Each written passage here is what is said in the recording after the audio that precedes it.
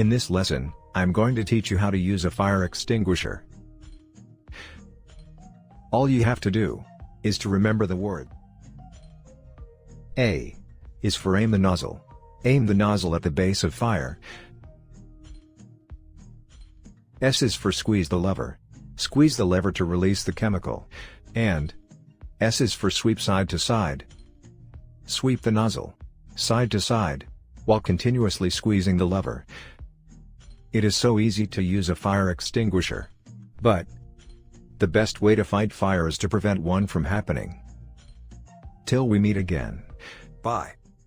Pass method for putting out a fire.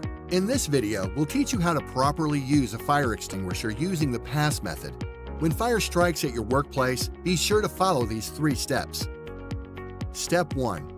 Check to make sure the fire extinguisher you have on hand is the correct type of extinguisher to extinguish the type of fire. Type A is used for ordinary combustibles such as wood and paper. Type B extinguishers are used on flammable liquids like gasoline and oil.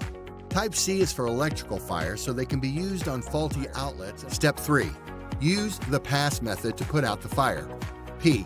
Pull the pin so that you're able to discharge the extinguisher. A. Aim the extinguisher nozzle at the base of the fire. S. Squeeze the lever to discharge the extinguishing agent. Releasing the lever will stop the discharge. S. Sweep. Pointing the extinguisher at the base of the fire, move the extinguisher from left to right or back and forth in a sweeping motion until the fire is out. When the fire is out, continue to watch the fire to ensure the fire does not ignite once again. If the fire comes back, repeat the pass method. Recap. P. Pull the pin. A. Aim. S. Squeeze. And S. Sweep.